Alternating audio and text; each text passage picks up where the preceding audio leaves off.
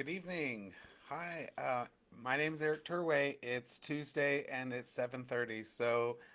Here we are getting together. If this is your first time joining me, my name is Eric Turway and I'm running for Congress here in Oklahoma's 2nd Congressional District.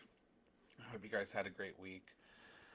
I know there's a lot going on, and there's a lot to be kind of worried about, but in your personal life, I hope it was okay. So I think our biggest story is obviously about a half hour ago, the president decided, he's not going to be bombing Iran out of existence. Um, that's a great thing. And I think that everybody should be excited about that. But I think we need to remember that, he's not backing down because um, we've achieved all of our military objectives and they're so scared of us that here they are begging for a ceasefire or whatever it is that he's telling us or he's going to tell us. It's because the entire planet is like pissed off about this. We are all pissed off about this. His own party is in revolt privately because this is a disaster. There's just no good way to frame a war of choice like this. And I don't think that the president, honestly, is in his right mind. That's no excuse, obviously. And certainly for those who are around him, they have a responsibility. There's a duty here to our country first. And so I think ultimately there's going to be a lot of blame laid at their feet. Stephen Miller in particular. God, listen, I've had my eye on that evil little troll for a long time. And trust me, if there is one architect of the disaster that's happening in our country, it's Stephen Miller. The rest of them, sadly, are just spineless cowards. He is just an unhinged, foaming at the mouth, crazy, crazy fascist. And he's a scary individual. So I can't wait for the day that we prosecute him for the crimes that he is clearly committing.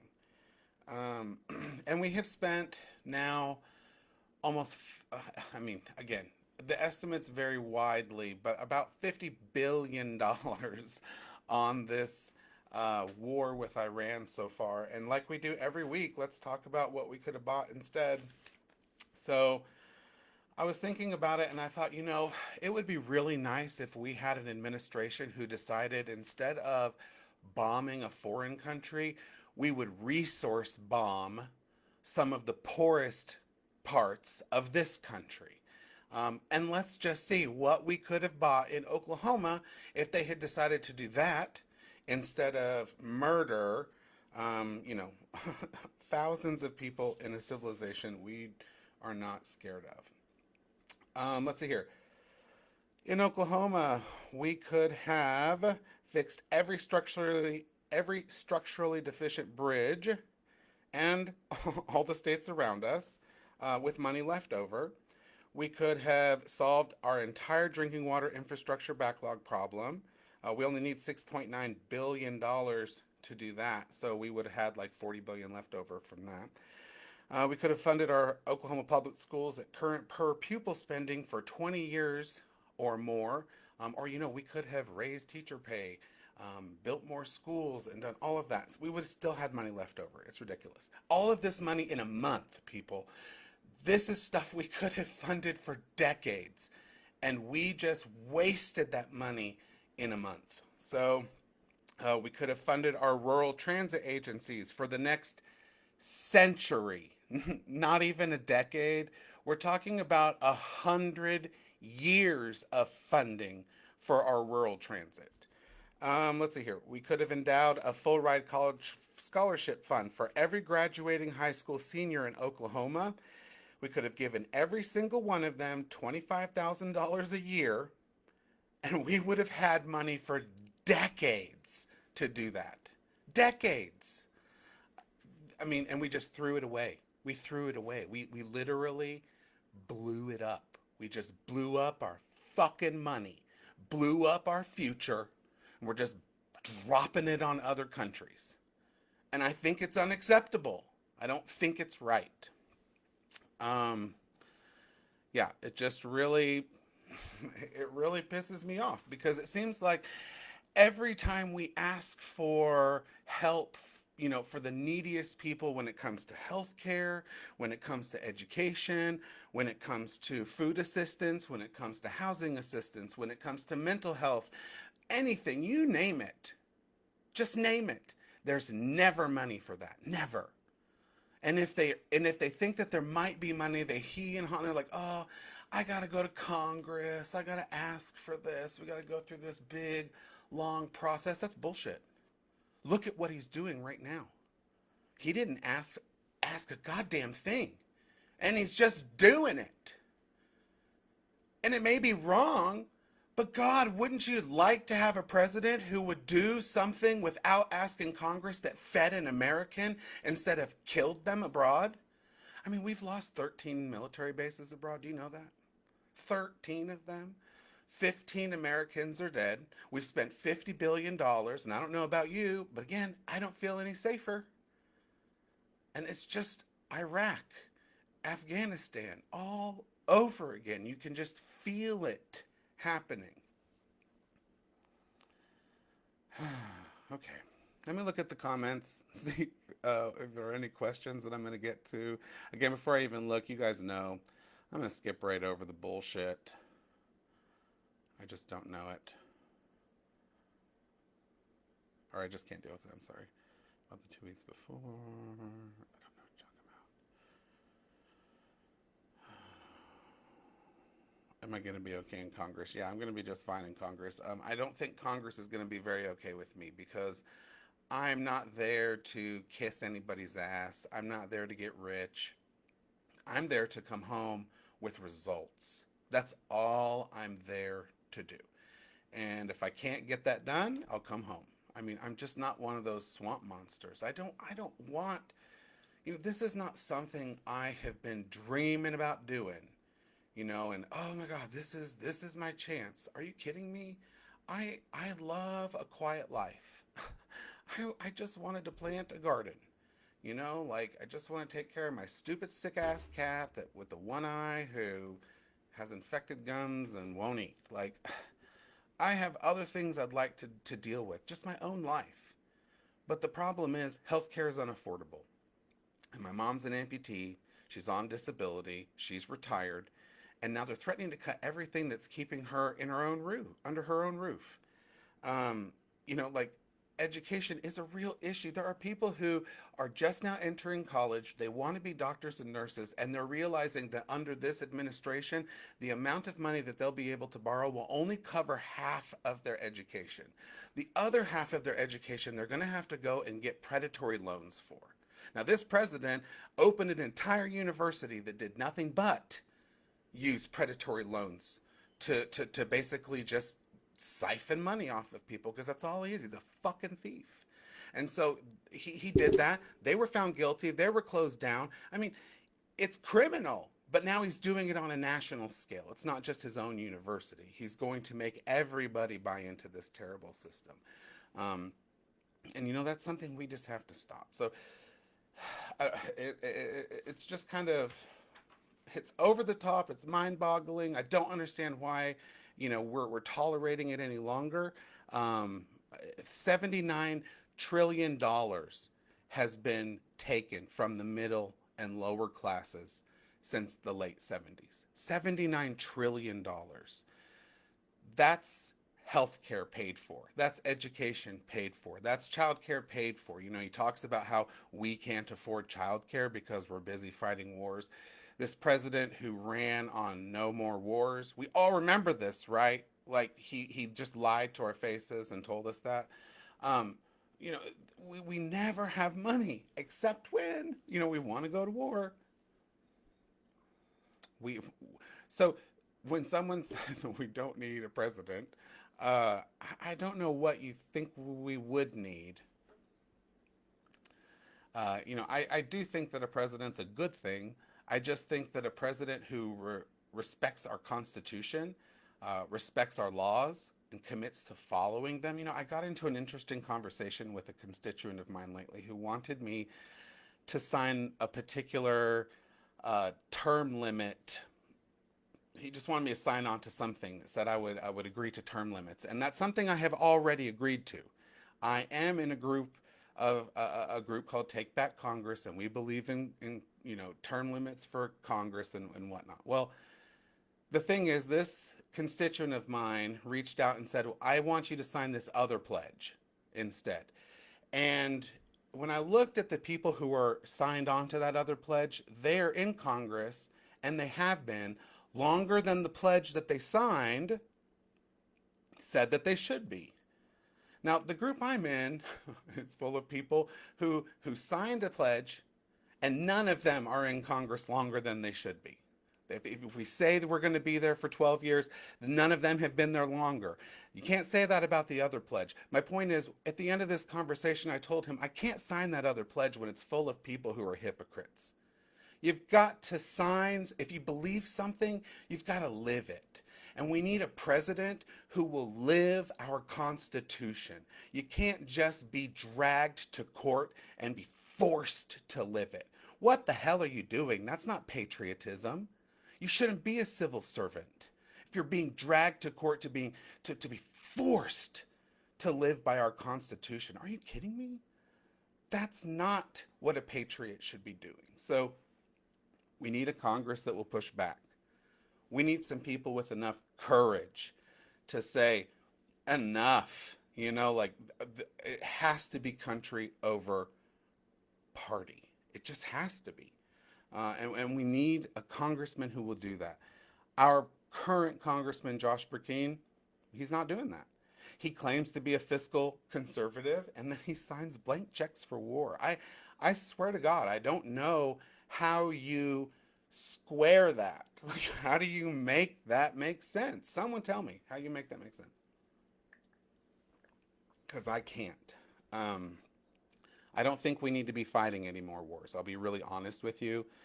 No more wars. I would like to see us shut a lot of our military bases down abroad. I'd like to see us bring that military home. I'd like to see us reinvest that money in our own society here. I'd like for us to really try an America First agenda for a little bit. I think that could be really beneficial. The problem is we haven't seen that. All we've seen is beat the immigrants out of this country agenda, and that's it. War around the world. Oh my God, it's ridiculous. Let's see here. Yeah, we do pay for Israel's health care. We pay for their bombs. We pay for their nuclear program. By the way, we want to talk about a nuclear program in the Middle East. They have nuclear weapons. If there's someone that should be sanctioned, they should too. By God, what the hell are we thinking? What are we doing? I'm not okay with them having a nuclear weapon, but the thing is, they weren't gonna. They weren't going to. Everyone's been saying that my whole fucking life. And I'm not buying your bullshit anymore. And neither is most of America. We're sick of people lying to us and thinking we're going to believe it forever. We're just not. We're not going to believe it. Iran was not a week away from having a nuclear weapon. That is such bullshit. That's impossible when you think about it. What they didn't get bombed for years and years and years and years and years, and then all of a sudden last June they were so close we had to step in and bomb them, and then somehow in the intervening 9 months they rebuilt everything and got faster and better than ever, and they were this close to get, what kind of idiot believes that bullshit? You really do have to be sipping Kool-Aid. It's so beyond the pale. And I'm not buying it anymore. I'm not buying it anymore. And now let's talk about Russia. I see somebody talking about them. Let's talk about China. Now that we have, we've shown the world what our military capabilities are. Our president literally goes into press conferences and spills secrets about how our intelligence operates. He talks about how many military are involved in operations. Literally, we're giving away technological and strategic secrets just because this president doesn't know how to shut his mouth. And we're supposed to respect that, apparently. It's whatever. I don't know. Let me look back here. Yeah, Israel. Listen, I need to be clear. When I go to Congress, I have my eyes firmly fixed on Oklahoma's congressional district 2. I'm not concerned with the rest of the world. I understand that we live in an integrated economy, and to that extent, we have to be careful about our place in the world. That's why I think diplomacy is much more powerful than dropping bombs. I also think it's a hell of a lot cheaper. You want to talk about dollar efficiency. I mean, it's just better to do diplomacy than it is to do warfare. It's just ridiculous. Um, we're going to be focused on America. It's going to be rebuilding our rural infrastructure, like our hospitals, our schools. We're making sure people have broadband. A lot of people just do not understand what a disadvantage it is for some people to not have high speed internet in the year 2026. That's a real issue for rural Oklahoma, and that's something that needs to be addressed because it's not just rural Oklahoma, it's rural America. And people have to remember most of America is rural. It's the biggest part of America, and so we need to start taking care of it. Just because a lot of people have moved to cities doesn't mean we can neglect the rest of the country.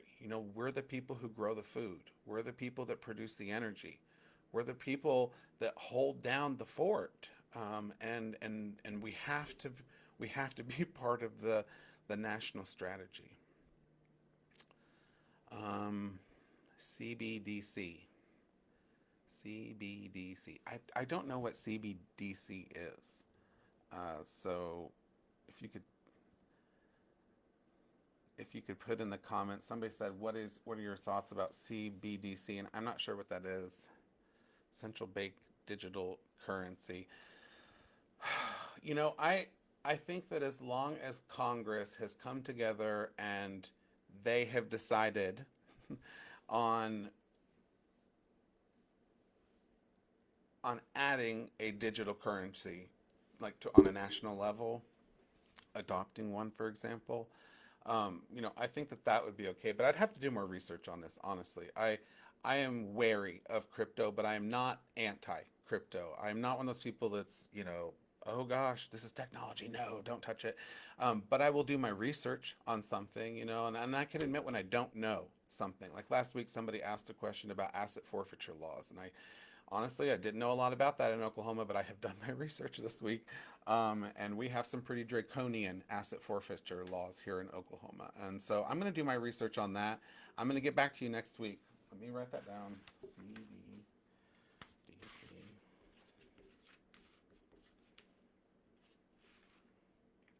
And I promise I will be more prepared on that next week. Thank you for bringing that up. I listen. I like to learn, and I like to do research. I like to, be a more well-rounded person, and I'll look into it. I do promise. And again, thank you for bringing that up.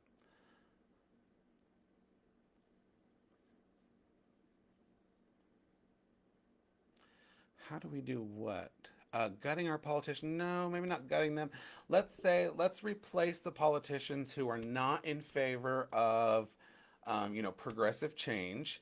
Or who are, against accountability. Again, I'm in a group with people who don't believe with everything that I believe on all, planks, but we have five core things that are in common.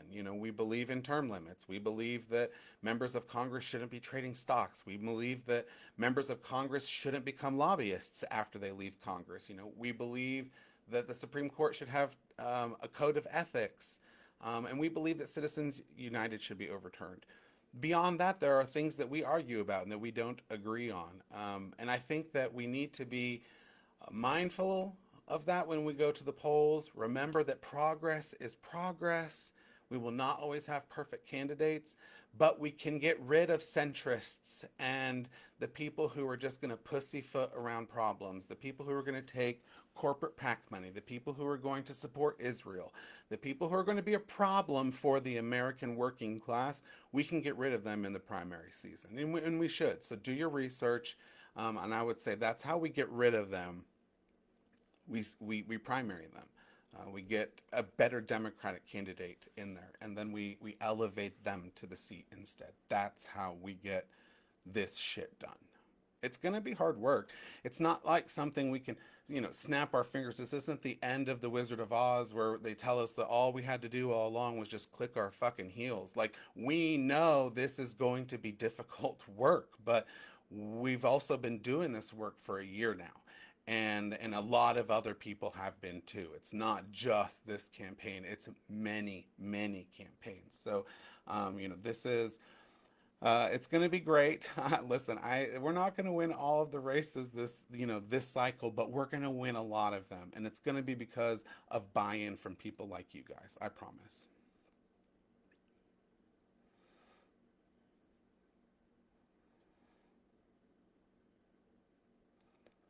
Yeah, and people say like we lose when we go far left, and I just don't believe that. I won't buy that. That's one of those talking points that has kept this party from progressing. It's kept this country from progressing, from buying into those big ideas. And I'm not doing that anymore. I'm tired of it.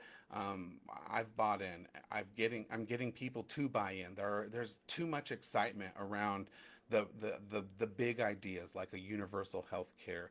There's too much excitement, too much need for educational assistance. There's too much need for housing assistance. We have to have more affordable housing in this country. We're missing millions of units of housing. That means a lot of people are having to double up or go without a home completely, and that's unacceptable in the richest country in the world. We have to start taking more pride in our country. We have to understand that we own this. And if we have homeless people, we have to own that and do something about it. We don't want to be that country that doesn't live its values. And I think our values are that we take care of the poor. We always have, and I intend to do that.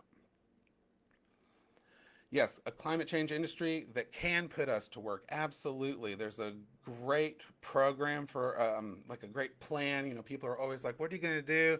Sorry, I know my nose is itchy because I forgot to shave my beard and my mustache. There's a great plan for America called, I think it's called Mission for America. I always get it wrong. It's saved on my computer.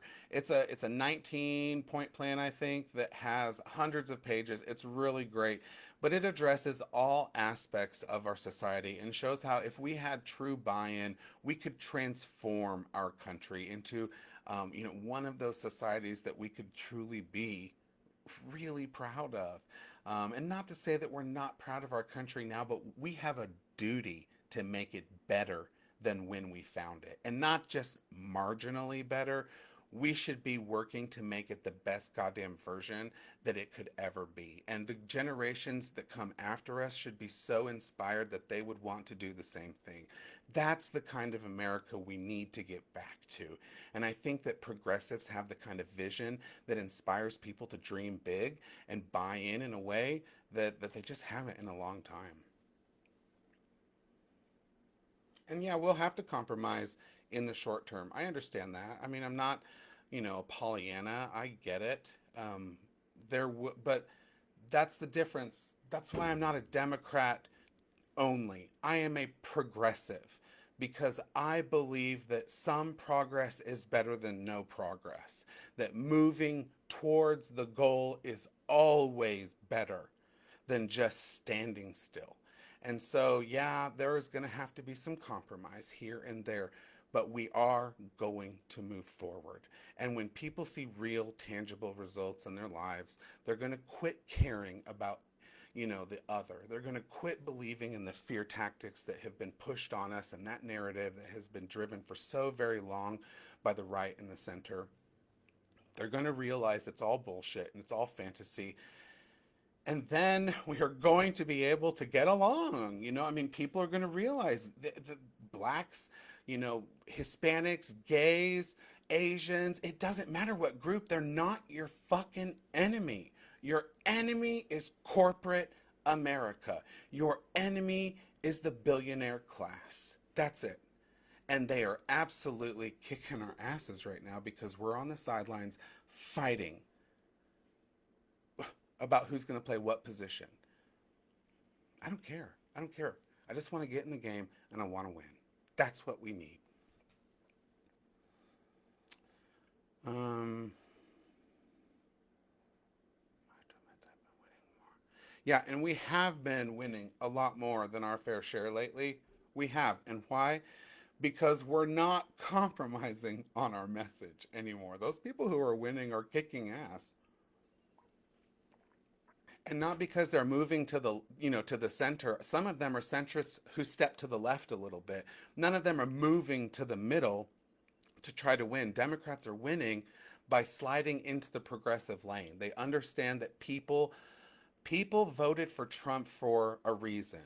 And he promised economic change. And Democrats have to understand that once upon a time, we were able to get shit done because we were in power, and we were in power because we promised economic change and we delivered on that for generations. And then we stopped doing that. We started taking corporate dollars. We got lazy. We gave up on the working class, and the working class gave up on us.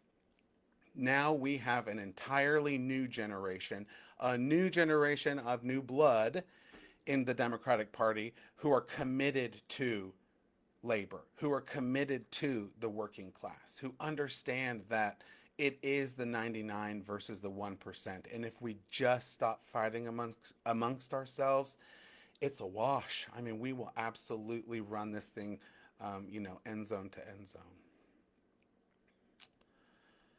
Okay, let's see here.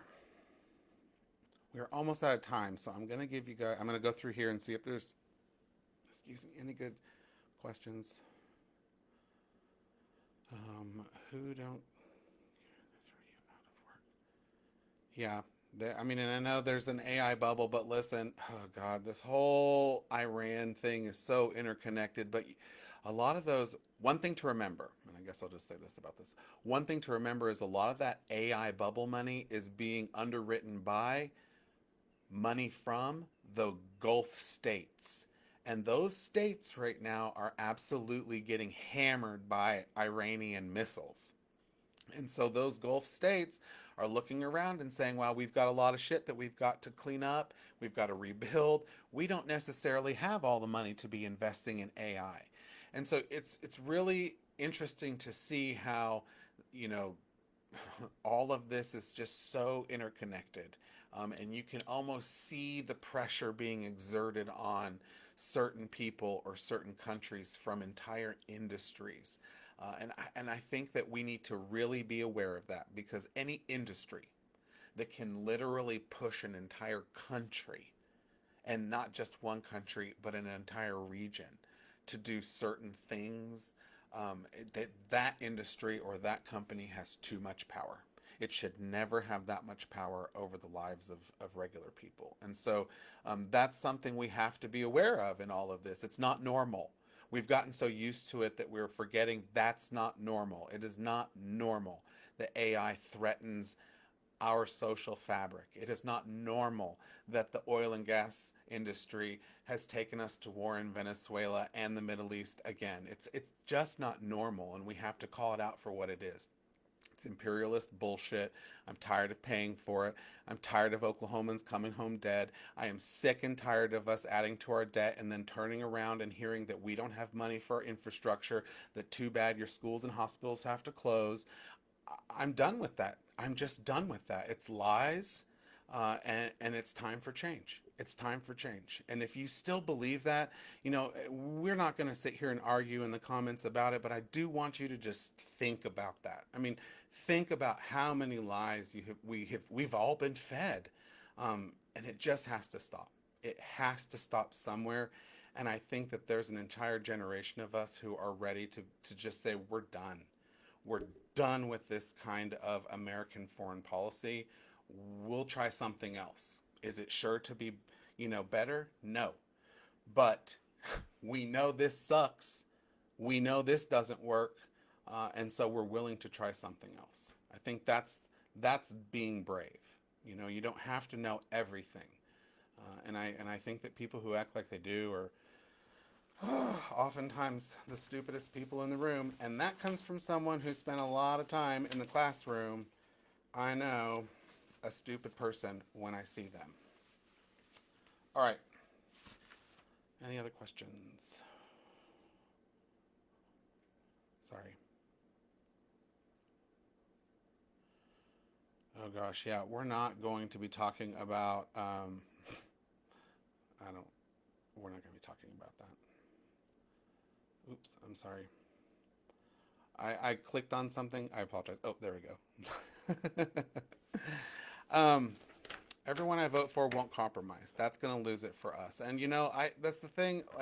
Like I said, I know we're going to have to compromise on some things in the end. I know that we will have to, but you know, we have to have big ideas. We have to run on big ideas so that when we get to the Capitol, we have some negotiating space. And yeah, again, we're not going to get everything we want. That's American. You shouldn't get everything you want.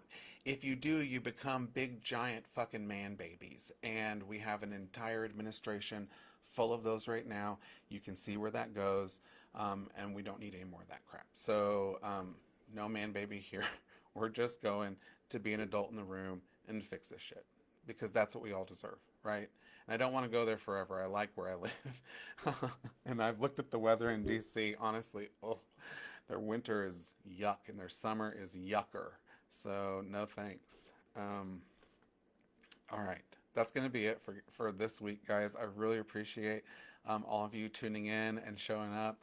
We do want to stress that we have a lot of needs when it comes to volunteering. We are on the ballot and we are in our final push for the primary season. So if you could, we could really use your assistance, just even a half hour of your time, making a post here and there for us, just sending us a, you know, maybe you just want to make like a little digital something like an ad for us that we could post just because you think it would be kind of fun to try your hand at that. That's fine. Listen, we have a whole list of things that we need, and a lot of people are like, Eric, I'm not qualified to do X, Y, or Z.